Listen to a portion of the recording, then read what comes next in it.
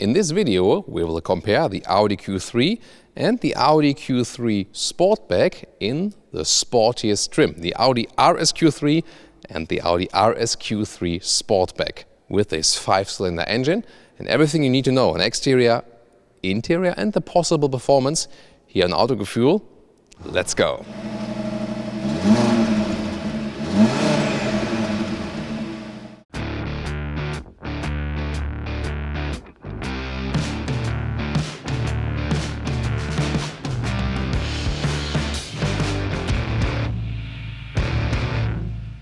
A base Audi Q3 already looks quite sporty with a huge front grille, and the RS Q3 adds this shiny black element right there. Then we have this former Quattro citations right there and a stronger lower bumper and bigger air intakes. And headlamps, standard LED and optional the LED matrix light. And in the front, the normal Q3, the SUV and the Sportback look pretty much the same, and we have very expressive colors for you today as well. So we've just seen Tango Red, and this one here is so-called Kalami Green, which is specific to the RS. And by the way, you might have noticed that those headlamps here, the special matrix headlamps, they are also a little bit darker on the inside, also again exclusively for the RS models. This one here is now the Sportback, but again in the front it's somewhat the same. But for both the Q3 SUV and the Sportback, you can get a shadow pack or this black package where you have the front Audi rings also in black and then more black accentuations all over the vehicle, for example also here in the lower bumper. 4.48 meters, 14'7" or 176 inches is the length of the Q3 SUV. Here in the RS style you have a contrasting lower one and then also chrome frame around the windows. We'll soon again compare the black pack at the Sportback. 20-inch rims would be standard, optional 21-inch. This is pretty massive for a rather small vehicle. And those are already the bigger brake discs there with contrasting red brake calipers, very fitting to this color. My favorite color would be, by the way, the so-called turbo blue. You should check out that one. Then again, contrasting mirror caps right here and this classic SUV shape, rather upright. But of course you will have a little bit more height in the trunk than later on. I want to know from you, which one do you prefer, the Q3 SUV or the Sportback? Tell me later in the comments. And now we switch over to the Sportback. Very interesting. First of all, we also have this black pack here. See the black frames around the windows, then also black alloys in 21-inch here too. This one is also optionally equipped with the carbon ceramic brake. However, in this segment only at the front and not at the rear.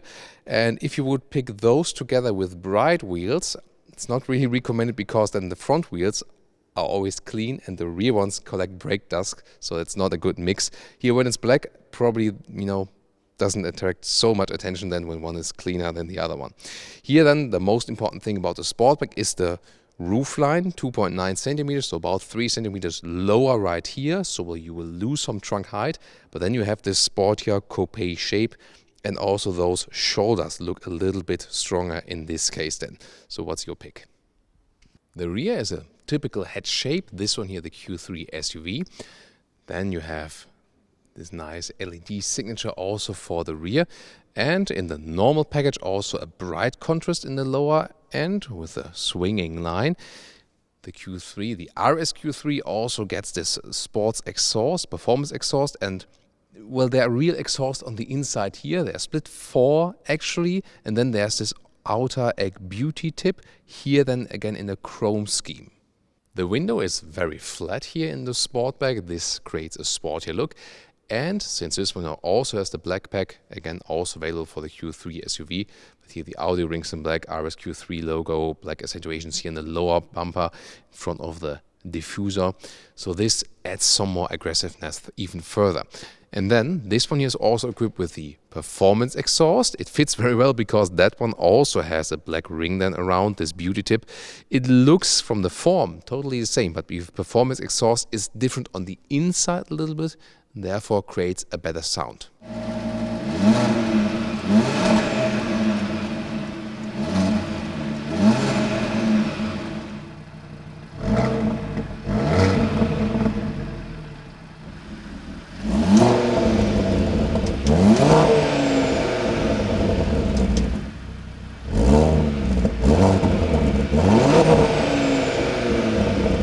engine is both the same for the RS Q3 and the RS Q3 Sportback. Very nice engine cover here, by the way, for this 5-cylinder engine. Very special one.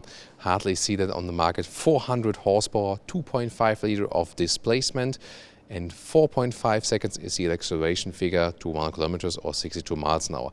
Usually for Q3 and Q3 Sportback you get a 1.5 petrol, 2 liter petrol or 2 liter diesels from 150 to 230 horsepower. But here again, this 400 horsepower beast, and especially considering this size and this weight of the car, this then will deliver very interesting performance. However, remember, this one here is a front-wheel driven platform, so the all-wheel drive that is right in here is front plus rear, so it will not be rear-wheel biased. However, the handling is supposed to be very good. We already know this engine here from the RS3. Of course, we'll keep you updated as soon as we can do the driving test. This is the car key, RS badge on the other side. There's keyless entry available, and then here. Door closing sound is pretty solid, I really like that. Inside of the doors, the top part here is somewhat soft touch, not entirely hard, but also not very soft. I like those Alcantara inset at the armrest right here, and also the window levers have a nice clicking sound. Reasonable door pockets. And then the RS Q3 gets those entry badges. This one here is the Sportback at the moment. Most of the interior parts will be just the same as for the Sportback and for the SUV. I'll soon also get to the differences.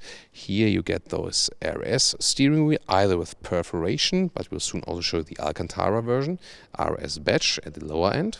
And seats, standard would be a normal sport seat, which is also available for normal Q3, then with Alcantara on the inside and also stronger bolstering. This one here is the optional RS sport seat with an integrated head restraint. It looks somewhat cooler.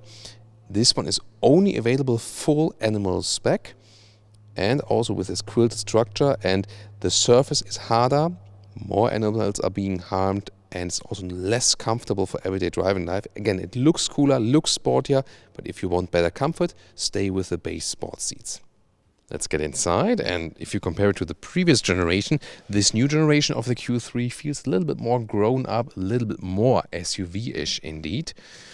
And steering wheel can be changed like this, height and also reach. And suspension-wise, by the way, I mean, you sit a little bit lower, since either a normal sports suspension, a fixed one, which is lower and stiffer, or an adaptive sports suspension, which also has the RS setup. We would recommend the adaptive suspension to give you a little bit more comfort and also flexibility. Then seat control is here, in this case electric. The comfort, the seating position is generally quite upright and comfortable, but again, more comfort with the base sport seats, as I just told you. Headroom, this is interesting. I mean, I'm 1m86 or 6'1". There's still plenty of headroom left. The difference is here, the Sportback is always a little bit flatter in the A-pillar. Not as, as flat as in the rear. The comparison in the rear about 3 centimeters flatter than the SUV. In the front it's about 1.5. So here with the normal SUV, you have like 1 or 2 centimeters more headroom in the front. But it's not that critical. So also as a tall person, no problem here, even in the Sportback. Interior overview. The whole screen is leaned to about 10 degrees towards you, towards the driver. And in base Q3 it would be 8.8 inch. And most of the RS Q3 in the most markets will come directly here with the 10.1 inch bigger screen. Soon more deals to that. There's an Alcantara inset right there. It's also beautifully done, and together with those carbon fiber inserts, soft touch dashboard. The steering wheel again with a compact size and also mirroring the single frame grille. On the left side, soon also more deals to that.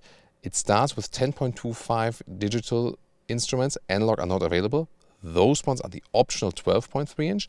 And then you can also have the RS mode button here at the steering wheel, which you can configure right there, and then has different sportier settings directly. Tell you more about that very soon.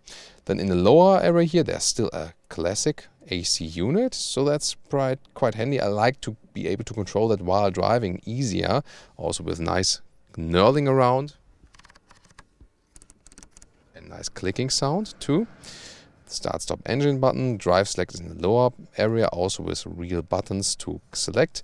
Charging the phone, either inductive right here, or there will be USB slots soon. I'll show you that. One is here, normal one, and USB-C on the top part.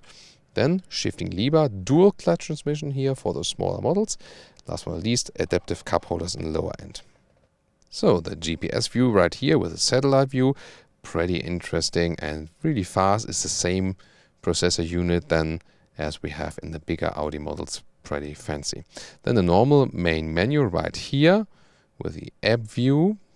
Phone apps, they can activate the Apple CarPlay or Android Auto with cable, or now starting August 2019, wireless CarPlay, also available for the bigger MMIs here at Audi. Then in the car menu is also interesting when you go to the drive select, where you set if you have the adaptive dampers, then also they do change something with the dampening. RS1 and RS2, there you can actually fine-tune your settings and then activate 2 hotkey modes with the key at the steering wheel. So that's exclusive to the RS models. Interesting inner door levers, by the way. So they basically go the other way around. Usually they're like this, but here it's actually quite cool. So you can activate them like this. Or of course, if you do it the Dutch style, they learned it in driving school there, do it with the right hand, because then you always get the view over the shoulder for cyclists. You're very flexible with this virtual cockpit. You can even have the GPS map here all over the place. That's pretty amazing. And you can also switch to other views in here. And then there's also the special RS mode button. Then you can get those special RPM meter in the middle part. And then the middle armrest, you can slide it forward or backward. Very well attached and some more space underneath. So when I am driving, the driver's seat is set to my position, especially with those very voluminous sport seats. There's hardly any legroom left. It does exactly fit actually here. Again, 1.86 m or 6'1", and above my head I can still put my hand over it if I'm, relaxed with my spine. As soon as I put up my spine, then I hit the head here at the ceiling. So this is a difference then. The Sportback has less headroom. I'll soon show you that also again in the direct comparison to the Q3 SUV. It's still somewhat okay for 4 tall adults, yes, with some minor changes. And one of the reasons for that is also you lose 2 centimeters in the legroom, because here the bench goes forward and backward 13 centimeters like this. So front and back, you can even not put it all the way in front. And in the other one is 15 centimeters. So that's also a difference. So yeah, a little bit limited, but still somewhat okay. What is good that you can change the angle from the back part here. You can sit more upright or you can relax a little bit more. And then the middle part here, you can fold that one here down, have some cup holders inside. And you can also use this one as a ski hedge. Like that. And now the trunk of the Sportback, and the funny thing is, it's 530 liters, the same liter figure as for the Q3 SUV, and the reason is that the trunk capacity is measured below this cover here, and so the lost height in the top part does not take, it's not taken into account as for that. Very interesting. Well, you have a quite nice setup. This top cover here, you can, by the way, also store underneath here. If you put out those side plastic covers, then it is actually possible. That's a good solution. Then the standard measurements here, as for the width, is about 1 meter here in width. And the normal length of the trunk is about 90 centimeters. That's also pretty much the same as for the Q3 SUV. Here is the limiter, then about 40 centimeters in height right here. Yeah, but I think you can still somehow live with that, and I've already flipped the seat here for you on one side, and then to the driver's seat as I would be driving. Let's see. It's longer than I expected. It's about 1.70 meters. So overall still a pretty well usable car, I think. And a short look to the Q3 SUV interior. It's not specific to that one, but this one here with the red accentuations on the seats. And even cooler, in this spec, you can get it both for the SUV and the Sportback, is the steering wheel. We have here with the Alcantara cover that gives you a better grip. So definitely recommend those. Just gives a cozy but sporty experience in your everyday driving life. And indeed, here in the Q3 SUV, you have a little bit more headroom. There's also panoramic roof available, by the way, if you like that. But since the A-pillar is not that flat, you have a little bit more, spacious feeling here in the front. So if you want a more relaxed and roomish atmosphere, this one is way to go. If you want a more sporty attitude, the Sportback is way to go. Even bigger the difference here in the rear of the Q3 SUV. Definitely more legroom, so it was like this with the other one, like this with here, so that's definitely cozier. And also headroom is significant difference, so there's no problem in here. A lot of headroom left, and even if I put my spine all the way up, so definitely more relaxed feeling in the rear bench here. But of course, with the Sportback you have the sportier design. So two interesting things I want to show you with the trunk of the Q3 SUV. First of all, when you slid the bench all the way forward, like this, there's this gap then here, so this is the bench all the way back, this is all the way forward, again 15 centimeters instead of 13 centimeters with the Sportback. And well, what else is interesting, when you take a look at the height right here below the cover, it's actually also the same, you know, here this is about 40 centimeters here, and I just measured it, so everything is below this cover is pretty much identical. The difference is really more with what's above the cover. Let's say if you store something very high, if you put that one out and store something then to the upside, to the glass or here to the roof, that is then the major difference. And now to our conclusion for today with the RS Q3 and the RS Q3 Sportback. In general, what do you need an RS Q3 for? Well, let's say you want a compact hot hatch, but you still want a higher seating position, a little bit more comfort, and the car shouldn't be too large actually that you can still park in and out at the city, but you want a real performance car. So that might be a solution then for you. Interior build quality is pretty cool. Of course, some lacking of the animal skin alternative still here, which is pretty common at Audi still. They will be changing that in the future, but it will take some more years. As for the flexibility, yeah, you lose a little bit with the Sportback in the rear for the rear seating and also a little bit for the trunk, but I think you can still live with that. It does have a quite sexy look indeed here as the Sportback Coupe alike. So it's one of those SUV coupes I really like very much. Also recently, as we presented you the normal version of the Q3 Sportback, it got actually quite good feedback. However, if practicability is more important to you, then it would be the standard Q3 SUV. Maybe my pick for today would be the Coupe or the Sportback in turbo blue together with the chrome frame around the windows. That would be looking quite interesting. For the most comfortable setup here, if you want the performance version but still with the most comfort, stick with the base wheel size, get the Alcantara normal Alcantara sport seats then, and also the adaptive suspension, and then you will have the best everyday driving setup as for this one. So what about you? Please give us your feedback. Which one would you take, SUV or the Sportback? And do you think it makes sense to get it with an RS badge? Well, I mean, the price will be a crucial point, at least double the price than a normal base Q3, so this will be pretty harsh. Yeah, you have to think about it sometime if the RS3 was already very, very expensive. Looking forward to the performance here of the 5-cylinder, which is a very interesting engine.